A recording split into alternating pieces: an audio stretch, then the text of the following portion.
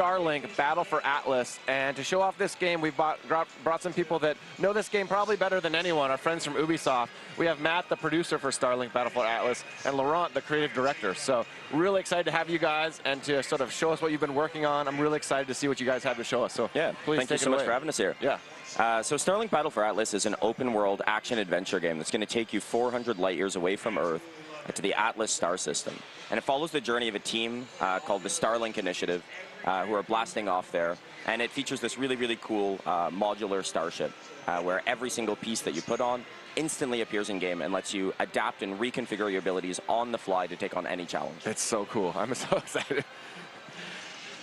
So basically the game is based around this idea of a modular starship. So you can see here I got my Joy-Con on my Starlink mount, and the first thing you're going to want to do is plug in a character. So all of them have different abilities. So right here I'm going to take Mason Rana, who is in our story is the inventor of the Starlink technology, and you can slide him in, and as soon as you link it there, you can see it getting really into action on the screen.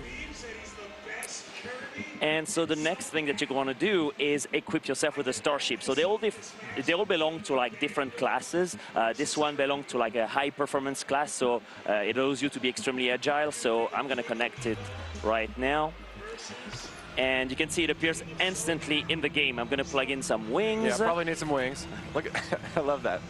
Yeah, it's an absolutely instantaneous connection. This is a technology we've built from the ground up with our team at Ubisoft Toronto. And there's actually a ton of flexibility with how you build.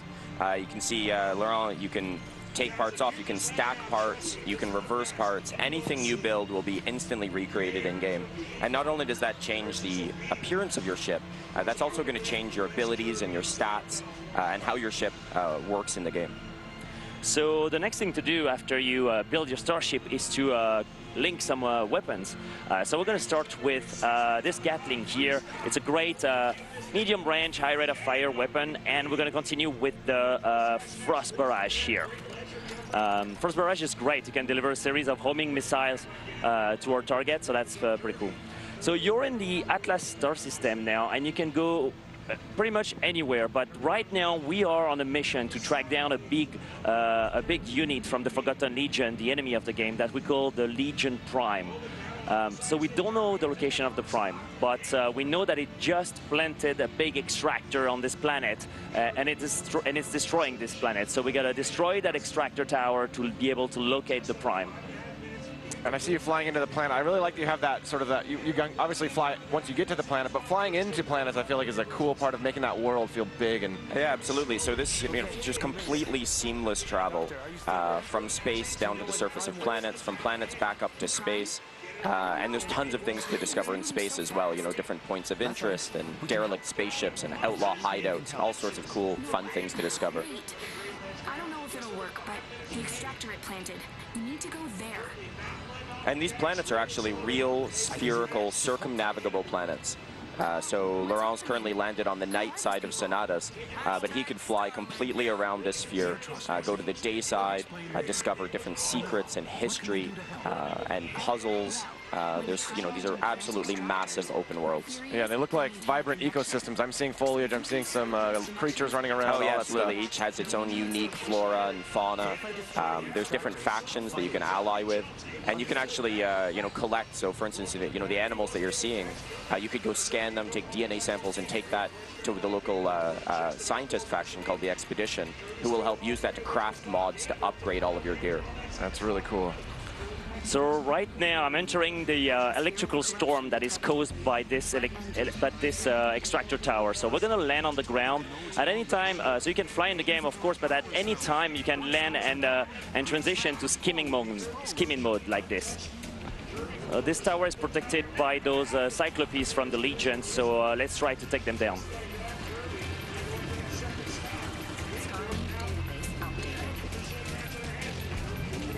You can dodge left and right to avoid their projectiles. You can also jump like this, and if you hold the jump button, you're able to. Oh wow, this one's aggressive. So if you hold the jump button, you can hover a bit in the air like this. So that's very useful to avoid the attacks of the enemies.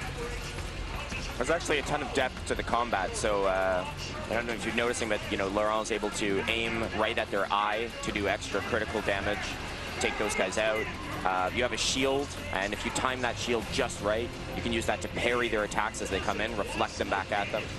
So it's one of those kind of things that's easy to learn and easy to get in, really accessible controls, but there's a ton of depth there to master. That's really cool.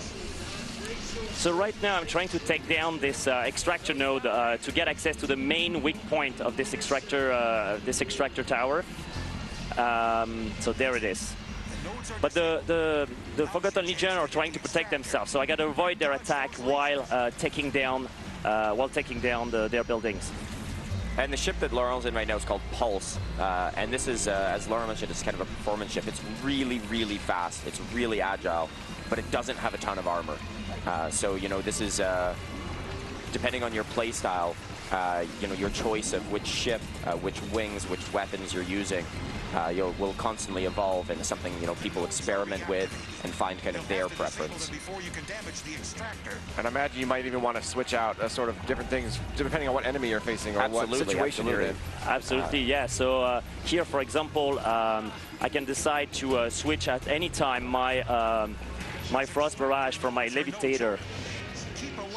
And Levitator is a great weapon. It will put the enemies in a state of stasis, so it will make them float around. It's also very, very useful against enemies like this Ice Cyclops, because it can make them float, and then they're not attacking me, so I can finish them off while they're in the air.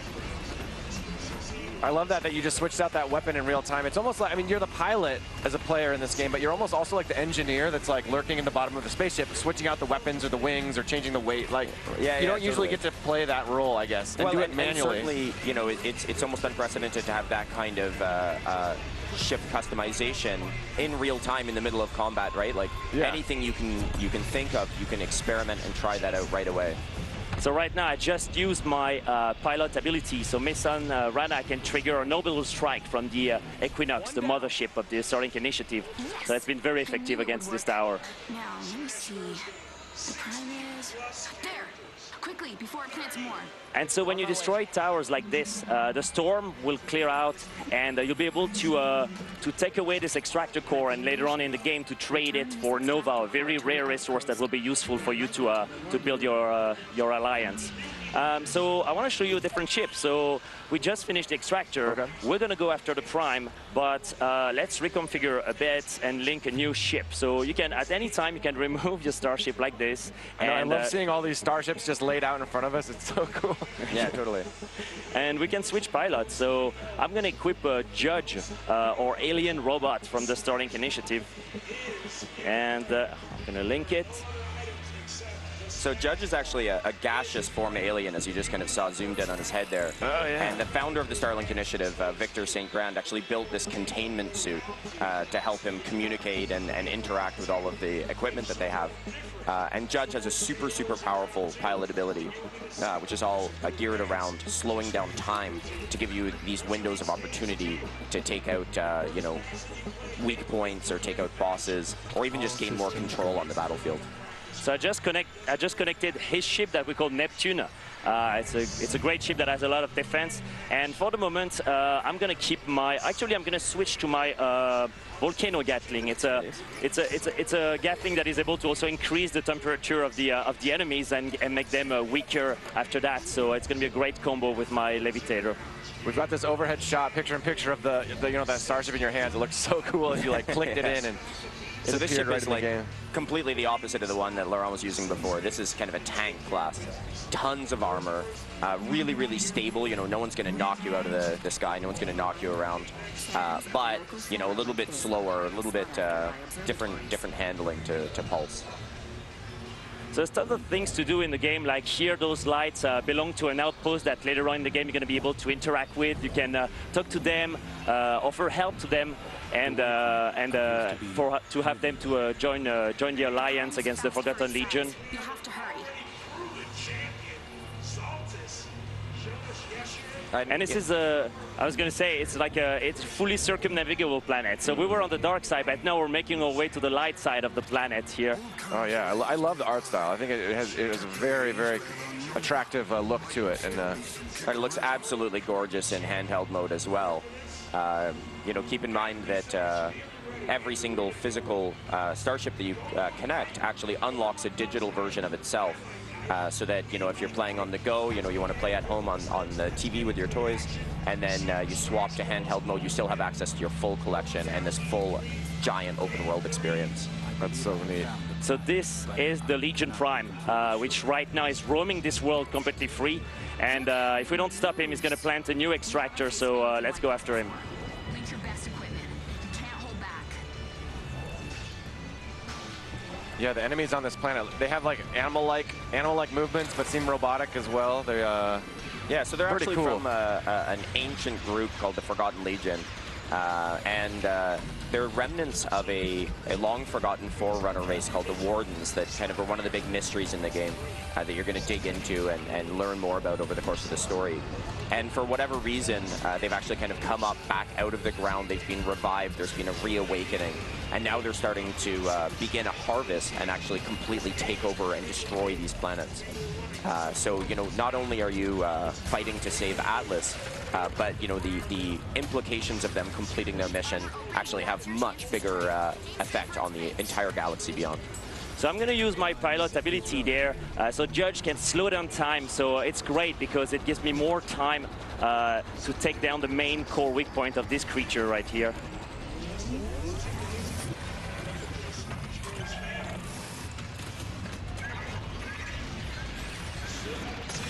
So now he's not happy about us. And one of the amazing things about the enemies in Starlink, in fact, not only the enemies, all units and all enemies and allies and creatures, is unlike most traditional open world games, every single enemy, every ally, every animal are always living their lives on every single planet on the game all the time. So it's completely dynamic. If Laurent were to put down the controller and walk away for a couple of hours, this Legion Prime would actually walk over the surface of this planet, creating more of those extractor towers, making himself more powerful. And ultimately, you know, that's happening on every planet.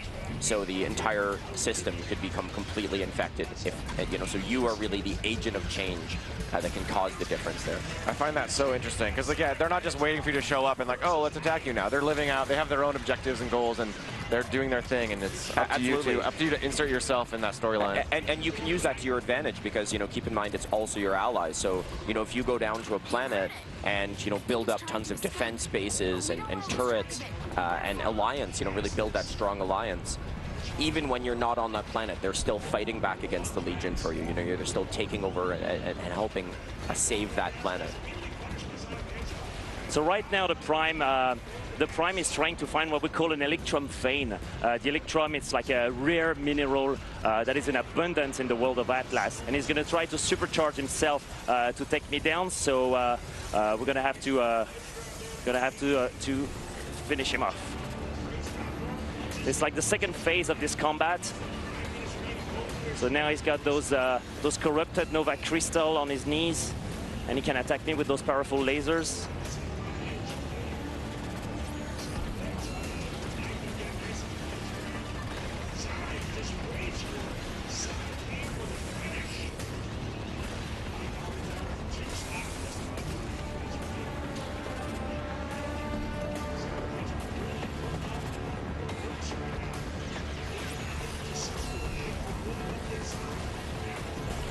I'm just like lost looking at the sky. I'm like, wow, it's so pretty.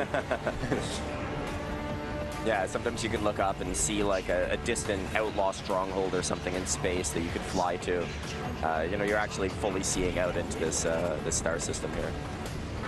And you know, Atlas is 7 giant open worlds that you can visit. Each one is so unique and handcrafted. You can actually see one in the sky just above Laurent there. But each one of these, you know, has layers of history that we've developed and secrets that you can discover. So you can also So like I was saying, you can also change all your equipment at any time, or your starship. And we actually got something special for you that we brought that we're super excited to show you. I'm excited. So you already know that there's the R-Wing, the legendary R-Wing, Yes. coming into Starlink Battle for Atlas, and it's like it's an amazing starship. It's like we added some mechanical movement here, so you can move the wings like that and put it into combat position. It looks really, really good. And we also have Fox McCloud, of course, here. And so we wanted to show you something that we haven't shown to anybody yet, which is really what cool. happens when you connect Fox to the game.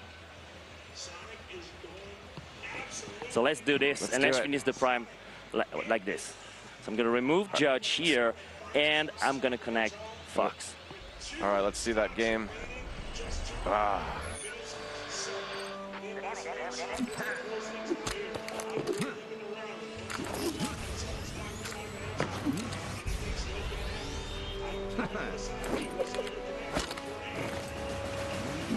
You can actually play as Fox throughout the entire game, the entire campaign. And not only that, exclusively on Nintendo Switch, of course, we also have a whole set of Star Fox missions. And it follows the story of how Fox came to Atlas and how he's teamed up with the Starlink initiative. And there may be some other familiar, friendly faces along the way. It's so exciting, yeah. It's so cool to think of Fox and his crew out, you know, in space, and then connecting with the star system, and then inserting into the storyline. Absolutely. And for us, you know, Star Fox was just such a wonderful, natural fit. It's been, you know, a dream of ours to be able to invite, you know, Fox and his crew into Atlas, and so it's, you know, it's just amazing. How closely and how naturally the two properties fit together. Yeah, it seems like a perfect pairing, and the R-Wing does not look out of place here. It looks awesome. Yeah, totally. And I noticed, Laurent, that you didn't actually attach any weapons to it. Yeah, but absolutely. you still have lasers, though. Absolutely, because when you don't attach weapon, and this is the only ship who does that, when you don't attach weapon to the R-Wing, you can actually use the laser cannon from the R-Wing. I can charge my shot like I'm doing here to do devastating damage on the Prime. And this is awesome because you can use the wings as weapons exclusively with those particular wings. But of course, you could also attach any of the other weapons to the R-Wing, which is like something we've never seen, is the R-Wing with like a, I don't know, a Gatling gun or a flamethrower or something. Absolutely. You can see there I just connected my levitator on my left wing, so I can still use my laser, the laser of my right wing, but I can use my levitator from my left side. And of course, keep in mind, you know, you can go up, you know, fly at any time. You could exit the atmosphere at any time. It looks like Laurent's going to finish off this Prime. We got it. Nice. I like how Fox swooped in. Yeah, totally. Exactly. Today.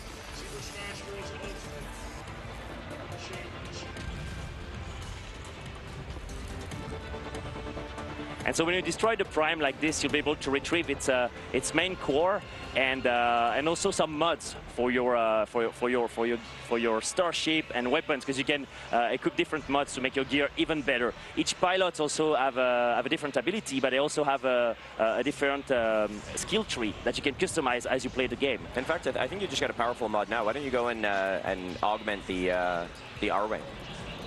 Yeah, absolutely. So let's do that.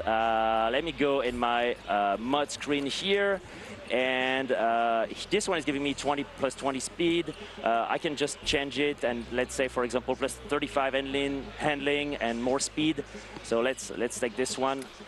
And there's a ton of depth to the RPG progression in Starlink. So each of your ships, you know, has different cores, different armors, boosters. You know, your weapons, you can swap out the ammo.